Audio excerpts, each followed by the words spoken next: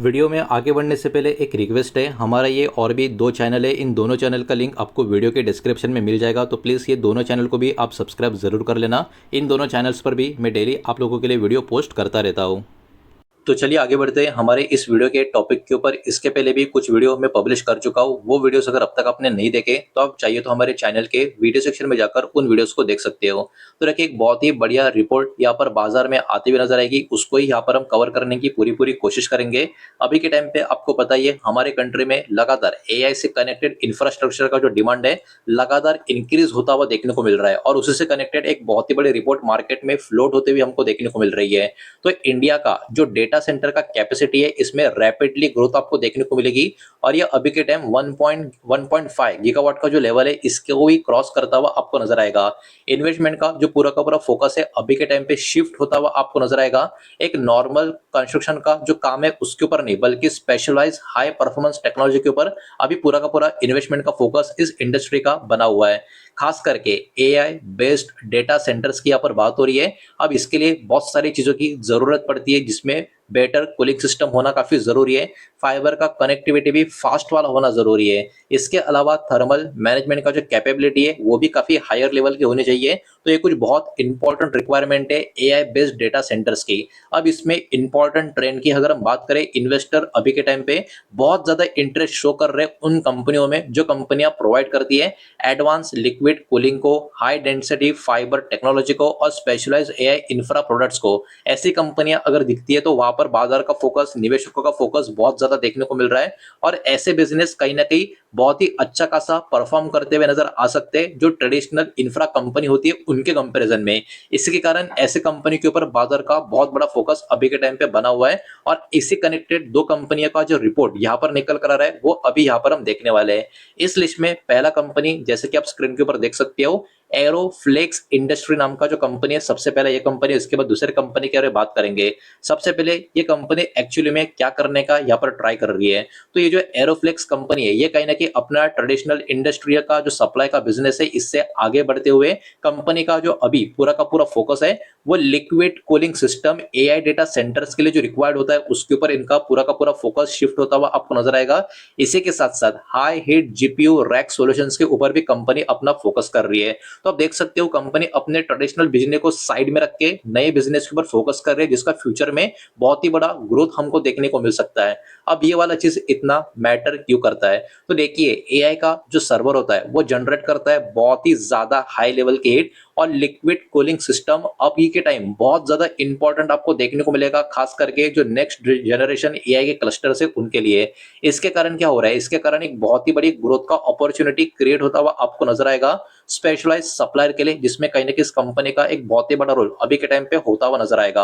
अब देखिए इसमें कुछ पॉजिटिव फैक्टर्स, कुछ चैलेंजेस भी हमको देखने को मिलेंगे। सबसे पहले कुछ अच्छी बातों को देख लेते हैं, मतलब पॉजिटिव फैक्टर्स को देख लेते हैं। सबसे पहले लिक्विड कूलिंग टेक्नोलॉजी में कंपनी का पोजीशनिंग अभी के टाइम पे काफी मजबूत है। इसके अलावा कंपनी को एआई इंफ्रा का जो ग्रोथ हो रहा है उससे भी काफी अच्छा खासा बेनिफिट हो रहा है। इसी के साथ साथ एक्सपेंशन का प्लान भी, कंपनी का जो फ्यूचर का डिमांड है उसमें एक पर्टिकुलरली कंपनी आगे बढ़ते जा रही है। तो अभी के टाइम कंपनी के लिए बहुत सारी चीजें काफी अच्छी हो रही है। ये कुछ पॉजिटिव फैक्टर्स थे, लेकिन जहां पर पॉजिटिव फैक्टर्स थे वहां पर थोड़े खतरे, थोड़े नेगेटिव फैक्टर्स, थोड़े चैलेंज भी आपको देखने को मिलेंगे। जैसे कि कंपनी का जो डिपेंडेंस है ज्यादा करके आपको अमेरिका पार्टनर कंपनियों के ऊपर नजर आएगा, तो ये अपने आप में बहुत ही बड़ा इश्यू देखने को मिलेगा। बिकॉज अगर वहां से किसी भी तरीके का सेटबैक आ गया तो इस कंपनी को बहुत ज्यादा प्रॉब्लम फेस करने पड़ सकते हैं।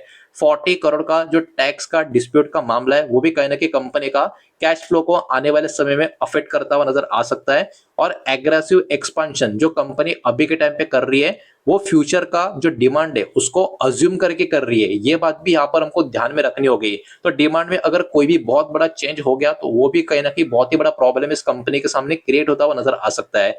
एआई हार्डवेयर का जो डिमांड है वो स्लो डाउन भी होता हुआ हमको देखने को मिल सकता है, जिसके कारण ओवरऑल जो ग्रोथ का एक्सपेक्टेशन है उसके ऊपर भी इंपैक्ट होता हुआ नजर आ सकता है। तो ये कुछ नेगेटिव फैक्टर्स है, कुछ चैलेंजेस है, इसके ऊपर भी बाजार का फोकस इस कंपनी का बना रहेगा। अब जरा आगे बढ़ते हैं और इस कंपनी का प्रॉफिट एंड लॉस का स्टेटमेंट कैसा नजर आता है इसको जरा देख लेते हैं। नंबर जो भी होंगे करोड़ में होंगे, और कंसोलिडेटेड फिगर्स यहाँ पर हम चेक करने वाले हैं। तो स्क्रीन के ऊपर यहाँ पर ठीक से अगर हम देखें तो देखिए 2022 से लेके 2026 तक का हर एक साल का डेटा इस कंपनी का हमको यहाँ पर देखने को मिल रहा है, मतलब पिछले 5 फाइनेंशियल ईयर का डेटा, नेट प्रॉफिट यहाँ पर हम आराम से देख सकते हैं। तो जल्दी से इसको देख लेते हैं। तो देखिए कंपनी का 5 साल पहले नेट प्रॉफिट कितना था, 28 करोड़ का। उसके अगले साल कितना हुआ, 30 करोड़ का। उसके अगले साल कितना हुआ, 42 करोड़ का। उसके अगले साल 53 और अभी 56 करोड़ का। मतलब देखिए एक बात यहाँ पर हमको क्लियरली नजर आ रही है कि ये वाली कंपनी दिखने में छोटी हो लेकिन कोई मामूली कंपनी नहीं है, बिकॉज इस कंपनी का जो प्रॉफिट है एवरी ईयर ऊपर की तरफ जा रहा है। ये अपने आप में काफी बड़ी बात है। मतलब ये सिर्फ और सिर्फ प्रॉफिट मेकिंग नहीं, प्रॉफिट ग्रोइंग कंपनी हमको देखने को मिल रही है, जिसके कारण अब इस कंपनी के ऊपर बाजार का फोकस और बना रहेगा। बिकॉज कंपनी जो अपना ट्रेडिशनल बिजनेस को पीछे रखकर फ्यूचर का जो ग्रोथ इंडस्ट्री है उसके ऊपर जो फोकस कर रही है और कंपनी कंटिन्यू प्रॉफिट भी ग्रो कर रही है, इसके कारण ये चर्चा इस कंपनी का होता रहेगा। तो दोस्तों ये तो था पहला शेयर। बचाओ दूसरा शेयर, उसका भी डेटा एक एक करके देखेंगे, लेकिन वीडियो को प्लीज लाइक कर देना, वीडियो को शेयर कर देना। पहली बार चैनल पर आ चुके हो तो चैनल को भी सब्सक्राइब जरूर कर देना। दूसरा कंपनी है स्टरलाइट टेक्नोलॉजी यानी एसटीएल की यहाँ पर हम बात कर रहे हैं। तो सबसे पहले एसटीएल का फोकस अभी के टाइम कहां पर आपको देखने को मिलेगा, बिकॉज आजकल ये वाला कंपनी का शेयर भी बहुत ज्यादा चर्चा में आपको नजर आएगा। तो अभी के टाइम स्टरलाइट टेक की बात करें, इनको भी जो लगातार डिमांड बढ़ रहा है उसका बेनिफिट मिल रहा है। और डिमांड कहां पे बढ़ रहा है, हाई स्पीड फाइबर नेटवर्क का डिमांड बढ़ रहा है, जिसका बेनिफिट इनको मिल रहा है।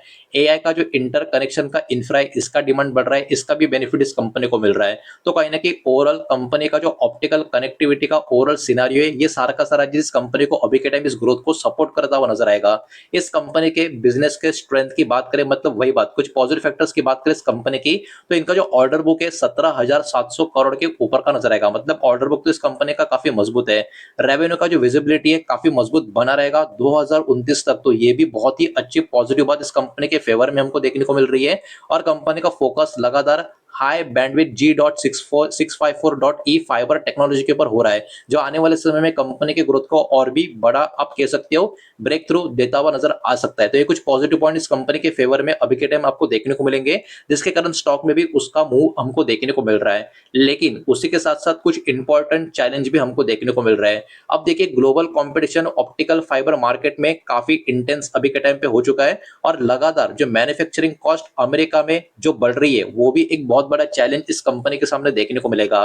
20% का एबिडा का जो मार्जिन है मेंटेन करना अभी के टाइम कहीं ना कहीं कंपनी को डिफिकल्ट होता हुआ नजर आ सकता है। तो इन चीजों के ऊपर बाजार का फोकस यहाँ पर बना रहेगा। इतना ही नहीं, इस कंपनी का लीगल और फाइनेंशियल रिस्क का भी एक पैटर्न यहाँ पर हमको देखने को मिल रहा है। अभी के टाइम कंपनी का $100 मिलियन का लीगल लायबिलिटी कनेक्शन आपको देखने को मिलेगा, जो प्रेसिमन केबल केस से आपको नजर आएगा। तो ये भी पर्टिकुलरली एक इशू इस कंपनी के साथ जुड़ा हुआ है, इसको भी आप नजरअंदाज करने की कोशिश नहीं कर सकते। इसके अलावा ऑप्टिकल कनेक्टिविटी का जो ओवरऑल पर्टिकुलर अभी का जो अटैच रेट से ये भी आपको फॉल होता हुआ नजर आएगा पुराने मार्केट में। और इन्वेस्टर कहीं ना कहीं इन सारी चीजों को यहाँ पर ध्यान में रखेंगे, और साथ ही साथ कर्जे का जो लेवल है और कैश फ्लो का कंपनी का परफॉर्मेंस है, किस तरीके से कंपनी मेंटेन कर पाती है या नहीं कर पाती, इसके ऊपर भी कहीं ना कहीं बाजार का पूरा फोकस अभी के टाइम रहने वाला है। अब आगे बढ़ते हैं और बात कर लेते हैं स्टरलाइट टेक का प्रॉफिट एंड लॉस का स्टेटमेंट का। यहाँ पर भी कंसोलिडेटेड फिगर चेक करेंगे और नंबर जो भी होंगे करोड़ में होंगे। यहाँ पर पिछले 4 साल का डेटा ही ठीक तरीके से हम देख सकते हैं, तो उसको फटाफट चेक कर लेते हैं। तो कंपनी का नेट प्रॉफिट पिछले 4 सालों का कैसा नजर आ रहा है, तो देखिए यहाँ पर नंबर थोड़े से मायूस करने वाले नजर आएंगे। 4 साल पहले कंपनी का प्रॉफिट था 127 करोड़ का, उसके अगले साल कंपनी को लॉस हुआ 57 करोड़ का, उसके अगले साल कंपनी का लॉस और बढ़ गया 123 करोड़ का। लेकिन अभी जो पिछला फाइनेंशियल ईयर था वहां पर कंपनी फिर से प्रॉफिट में आ गई 56 करोड़ का। तो देखिए ये अच्छी बात है, कंपनी बहुत बड़ा लॉस रिकवर करके प्रॉफिट में आ गई। लेकिन प्रॉफिट का जो स्टेटमेंट है प्रॉफिट एंड लॉस का, इसमें बहुत ज्यादा वॉलेटिलिटी हमको देखने को मिल रही है। तो स्टेबिलिटी नंबर्स में नहीं है, जिसके कारण ये भी कहीं ना कहीं थोड़ा चिंता का विषय कंपनी के लिए बना रह सकता है। तो देखिए ये दोनों कंपनियों के ऊपर कहीं ना कहीं बाजार का फोकस बहुत तरीके से बना रह सकता है, बिकॉज फ्यूचर का आउटलुक की बात करें, डिमांड स्पेशलाइज कूलिंग का बढ़ता जा रहा है, एडवांस फाइबर कनेक्टिविटी का डिमांड बढ़ता जा रहा है, एआई इंफ्रा का कहीं ना कहीं एक्सपेक्टेशन है कि ये मजबूत बना रहेगा। इनके कारण ये दो कंपनियां आने वाले समय में काफी चर्चा में बनी रह सकती है। हालांकि इसके साथ साथ वैल्यूएशन का प्रेशर भी इन कंपनी के ऊपर इंक्रीज होता हुआ नजर आएगा। एग्जीक्यूशन का क्वालिटी भी कंपनी के लिए इंपॉर्टेंट होगा, उसको मेंटेन करना। और बड़े प्लेयर्स इन्वेस्टर्स की बात करें, उनका भी फोकस कंपनी का कैश फ्लो और प्रॉफिटेबिलिटी के ऊपर ज्यादा करके होगा ग्रोथ स्टोरीज के कंपैरिजन में। तो ये सारी चीजें बाजार के ऊपर फोकस बनी रहेंगी, आप भी इसके ऊपर ध्यान देने की पूरी पूरी कोशिश करें। हालांकि दोनों कंपनियां अभी के टाइम पे पूरा का पूरा बेनिफिट इंडिया का जो फास्ट ग्रोइंग एआई और डेटा सेंटर का इकोसिस्टम है उससे कहीं ना कहीं ग्रैब करने का ट्राई कर रही है। एरोफ्लेक्स का इंडस्ट्री का इस कंपनी का पूरा फोकस लिक्विड कूलिंग अपॉर्चुनिटी के ऊपर है, तो स्टरलाइट टेक का पूरा focus AI driven fibre connectivity का जो डिमांड है उसको ग्रैब करने के ऊपर है। तो ये सारी चीजें भी यहाँ पर आपको ध्यान में रखनी होगी। इसी के साथ साथ निवेशक और बाजार पूरा का पूरा फोकस कहाँ पे करेगा, इन कंपनी से जुड़ा हुआ लीगल रिस्क, डेप्ट का जो लेवल है, मार्जिन का जो प्रेशर है और भविष्य में डिमांड का सस्टेनेबिलिटी कैसा रहता है, इनके ऊपर भी पूरा का पूरा ध्यान यहाँ पर बना रहेगा। तो इन एंड ऑल इस पर्टिकुलर इंडस्ट्री में ग्रोथ का पोटेंशियल बहुत ही तगड़ा है, लेकिन एग्जीक्यूशन कैसा करता है, फाइनेंशियल डिसिप्लिन कंपनी कैसे मेंटेन करती है, यही बहुत इंपॉर्टेंट रोल इन कंपनी का इस इंडस्ट्री का सक्सेस किस तरीके से होता है उसको निभाने का भूमिका करेगा। तो हो सके तो आप भी इन सारे पॉइंट्स के ऊपर अपना एक फोकस रखने की पूरी पूरी कोशिश करें। तो ये सारा का सारा डेटा मुझे आपको इस वीडियो के माध्यम से प्रेजेंट करके दिखाना था, जो मैंने दिखा दिया है, और सब कुछ एजुकेशनल और इन्फॉर्मेशनल पर्पस के हिसाब से ही है। सारा का सारा डेटा जो प्रेजेंट किया है पब्लिकली अवेलेबल जो इन्फॉर्मेशन है, मार्केट के जो डेवलपमेंट्स है उसका प्रेजेंटेशन मैंने दिया है। किसी भी तरीके का इन्वेस्टमेंट का एडवाइस या बाय सेल का रिकमेंडेशन मैंने आपको दिया नहीं है, ना ही मैं आपको दे रहा हूँ। ये बात भी यहाँ पर आप ध्यान में रखें। उम्मीद करता हूँ वीडियो समझ आया होगा, पसंद आया होगा तो वीडियो को लाइक करें, दोस्तों शेयर करें। पहली बार चैनल पर आ चुके हो तो सब्सक्राइब भी कर देना, और कोई भी स्टॉक में निवेश करने से पहले खुद की स्टडी रिसर्च जरूर करें, फाइनेंशियल एडवाइजर की सलाह जरूर ले। मिलते हैं नेक्स्ट वीडियो में, धन्यवाद।